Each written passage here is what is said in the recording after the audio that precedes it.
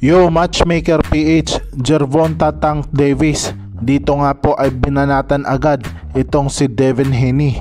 Dito nga po ay sobrang saya niya nung matalo niya si Ryan King Garcia. At dito nga po ay pinagtatanggol ni Gervonta Davis itong si Ryan King Garcia sa mga pampumbuna ng mga Haney.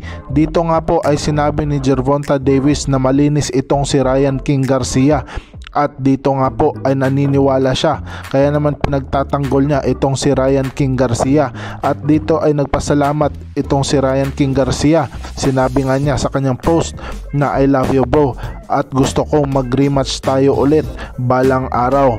At dito nag-reply naman itong si Devin Haney sa mga banat ni Gervonta Davis na kaya niyang talunin itong si Gervonta Tank Davis kung sila ang magtutuos.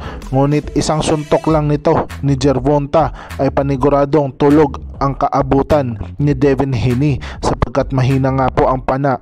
Dito nga po ay maisip natin na kung natalo nga ni Ryan King Garcia itong si Devin Haney ng ganon lang ay paniguradong grabe ang kanyang aabutin at sasapitin kay Gervonta Tank Davis.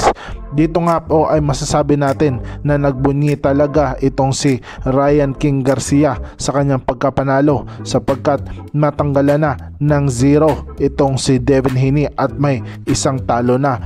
At nakakatawa pa talaga ang kanyang pagkatalo. Kaya naman tawang-tawa talaga itong si Gervonta Tank Davis nung matalo itong si Devin Haney sapagkat pinoposter nga na siya na ang next Floyd Mayweather. Ngunit itong si Tank Davis pala kasi wala pang talo at grabe nga po ang knockout ratio, hindi katulad daw ni Devin Haney. Kaya naman itong si Ryan King Garcia ay nasa kalagayan na on top of the hill. Samantala wala namang pakialam itong si Ryan King Garcia kung matanggal sa larangan ng boxing sapagkat sinabi nga niya na kung hindi na siya kikita sa larangan ng boxing ay kaya naman niyang kumita ng ibang paraang pera. Pero ngunit malulungkot talaga siya sapagkat mahal niya ang sports na ito. Dito nga po ay sinabi niya na pinagtutulungan siya para mapatanggal sa larangan ng boxing sapagkat marami ngang natalo at hindi makapaniwala na tinalo niya si Devin Haney. Marami nga siyang nasagasaan ng mga personalidad sapagkat mabuka din naman itong si Ryan King Garcia.